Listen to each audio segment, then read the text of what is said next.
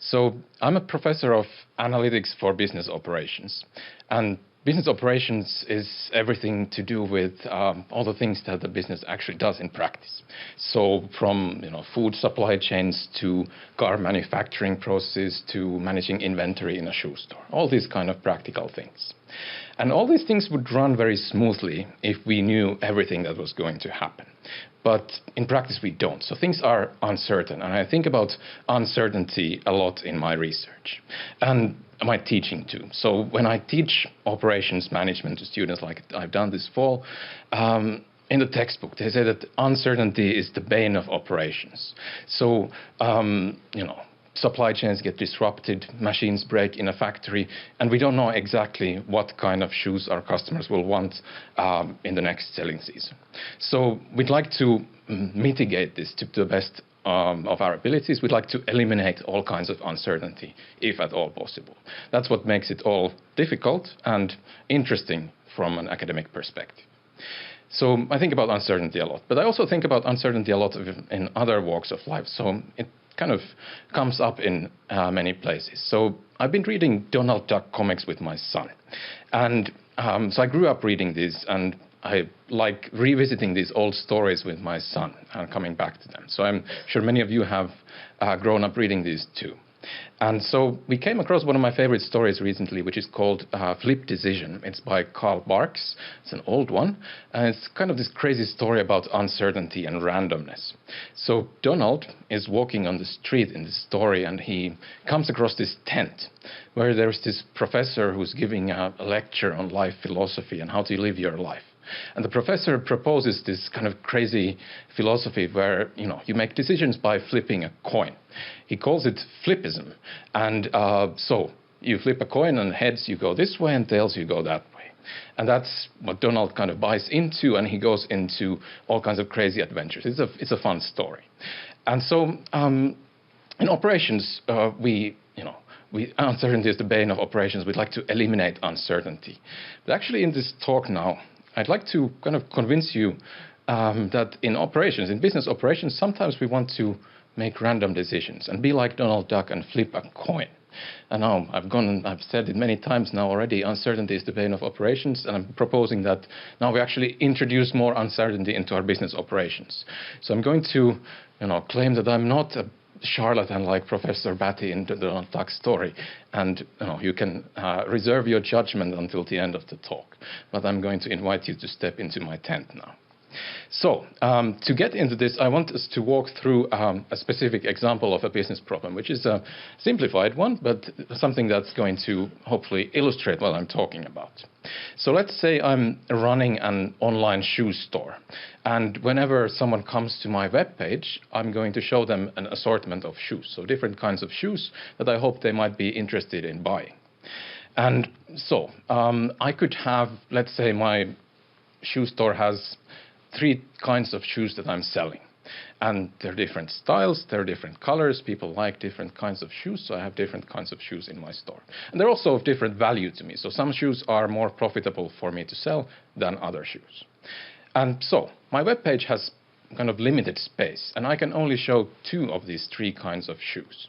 And I need to decide which 2 I want to show to someone who comes to the webpage. So I can show, for example, these red and blue shoes, but not the brown shoes. And when I do this, I need to think about how will my customers react to this. So will they like the shoes I'm showing? Should I show something different? I need to have some kind of an understanding and a model for how customers react to what I show them, so the customer demand. So then I might have estimated from previous data that some customers have preferences like this. So they like the red shoes most. And if I show them the red shoes, I know that they will buy the red shoes. But if I don't show them the red shoes, they will go on and they will buy the blue shoes instead. And their least favorite is the brown shoe. Let's say I know that half my customers are like this. But the other half are different, and they have the opposite kind of preferences, where they actually like the brown shoes the most. And if my assortment of shoes that I'm showing, the 2 pairs of shoes that I'm showing, contains the brown shoes, they will buy those brown shoes. But if not, they get a little bit annoyed that they didn't see their favorite shoe, and they actually leave my web page without making any purchase. So I lose a quarter of the customers at that point. But 3/4 will go on to buy the blue shoes instead. So this is my understanding of how the world is, how my customers are like. And I need to decide which two kinds of shoes to show to my customers. So if I do this, I can calculate the average profit for a customer who arrives. So half of the time, a customer will be from the first group, and then I will sell them the red shoe. The other half of the time, the customer will be from the second group, and I will not sell their favorite shoe, but 3/4 of them will go on to buy the blue shoe, which I'm showing. So if I do this calculation, I can find out that their expected or average revenue is 50% times 3 euros and 50% times 75% times the 10 euros that I get from the blue shoe. And I get some value for this. And now if I want to evaluate which possible two kinds of shoes I want to show, I will repeat this calculation for the other options. So I could show the red shoe and the brown shoe, and then I can go through the same calculation. Half the time I will sell the red shoe, half the time I will sell the brown shoe, and I will get £2 or €2 on average. And then the third option out of these possible two shoe assortments is that I show the blue and the brown shoe, and in that case, half the time I will sell the blue shoe to the first group, and the other half the time I will sell the brown shoe to the second group, and this gives me €5.50 on average. So this is the best assortment of shoes that I should show in this situation. If I know exactly that the world is going to be like this, my customers will behave like this. But now, I don't know exactly what's going to happen. So uncertainty is the bane of operations, and here this is fashion retail. It's very hard to know what customers will actually like. So maybe there's an influencer who says brown shoes are awesome, and my customers will turn out to actually like the brown shoes more than I expected. So it might well be that instead of this 50-50 split between the two groups, I might have 75% of people in the second group and just 25% in the first group. And in that case, if I redo my math, I will sell the brown shoe much more often, which is much less profitable for me, and I'm going to make a lot less money out of this assortment of shoes that I've chosen. So that's kind of annoying. And so then if I'm worried about this kind of uncertainty as to knowing what my customers like, I might say, okay, maybe I can devise a strategy that works against this kind of a situation where I do well regardless of what happens. So some kind of a robust strategy that does well against all eventualities that I can think of that seem reasonable. So then I could say, instead of just looking at the average profits that I get, I think about, for an assortment of shoes, what's the worst that could happen? And out of all the possible assortments, I'm going to choose the best situation in the worst case scenario. So if I redo these calculations, and suppose I know, instead of the 50-50 split, that both of these groups will lie somewhere in the 25 to 75% range. But I just don't know where precisely, so there's some uncertainty there. So if I figure out what's the worst case that could happen, then from my chosen assortment, it turns out to be what we said, so 75% of people in group 2, and then I will make €3.25. Now I can repeat the calculations for the other two assortments. So if I choose the red and the brown shoe, I will have the same worst case scenario of most people buying the brown shoe, and I will make €1.5 in the worst case. But if I go for the red and the blue shoe, then the worst case scenario flips to the other case where most of the people would actually be in the first group and buy the red shoes, and then that turns out to be better. So if I think about this, worrying about this worst case strategy and guaranteeing at least some level of revenues in all eventualities, I will change my decision. So that's good. But now I want to come to randomness.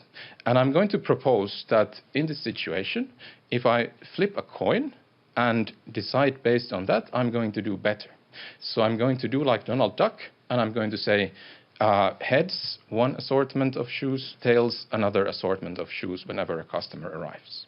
So if I do that for these two assortments, the blue and the brown and the red and the blue, and I go through the math and figure out what's the worst case scenario, I get a worst case situation of 4.81 euros. And indeed, if I start thinking about this a little bit and optimizing a little bit, I tamper with my coin and make it land on tails 2/3 of the time, I will improve such that my worst case profits go up all the way to 5.33 euros. And so I make a lot more money in this way by flipping a coin like Donald Duck. So why is that? Before going into why this happens, let me just summarize the situation. So why we're gaining here? So we're going to start from the situation where we had this chunk of uncertainty that could cause us to lose a lot of revenue in the worst case scenario. And we could counteract some of this by guaranteeing at least some value by looking at the best worst case scenario and picking one assortment of shoes against that. But now if we randomize, we can do much better. And indeed, we can get almost to the same level of revenues in this example as where we started off, not thinking about uncertainty, but we're guaranteed to get that against all uncertainty realizations that are possible. So why is this? So one way to think about this is that we're kind of playing a game against this red fellow here. So we're choosing an assortment and things are uncertain, and the red fellow chooses the worst possible thing against our assortment. So that's what's making this kind of a hard thing, that in some situations something really bad might happen. But when we, instead of choosing a single thing and deciding on that, we have this more complicated strategy of placing probabilities on different assortments. The little red fellow can't choose something that's bad for all of our assortments. So we saw that for one of the assortments, the worst case scenario was most people in group 1. For the other, most people in group 2. It's not going to be bad for both groups at the same time. So we do better because of that.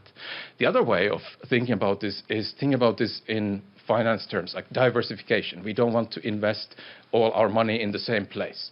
And so here we're not putting all our eggs into the same assortment basket. And that's why we're gaining here. So we can think of this as hedging against the uncertainty that we have here. And that brings us to a broader point here, which is that when we're trying to build a data-driven organization, we're often in a situation where we have a machine learning model or some statistical model, and we're estimating how the world is. And we're then using that model to make decisions. So then we come to optimization. So here we estimate what our customers like, and we're trying to optimize what kind of assortment to show them.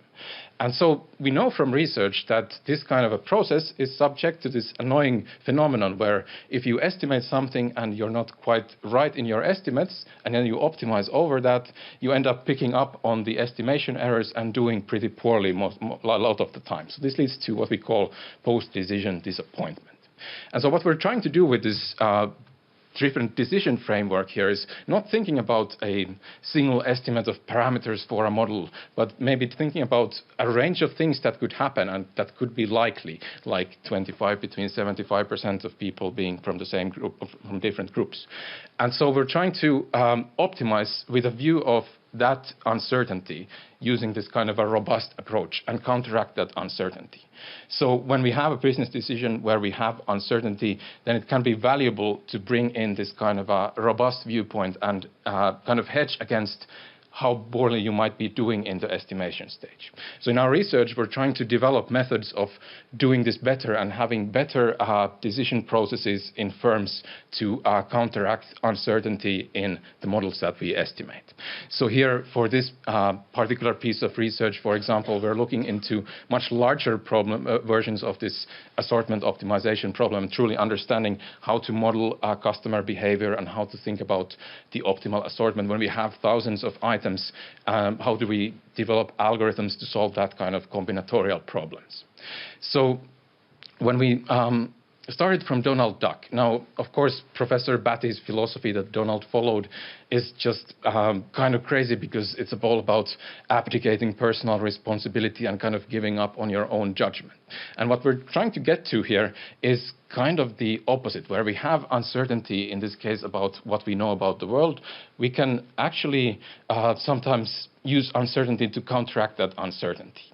So what I want to advocate here is thinking about forecasts and predictions carefully. So we see a lot of different forecasts and predictions in our work and in the media, and it's much less common to see, the uncertainty behind those forecasts published as well. So when you do take that kind of uncertainty into account when making important decisions based on the predictions, you might make a different decision if you account for the uncertainty. And sometimes you might do like Donald Duck does and actually flip a coin to make your decision.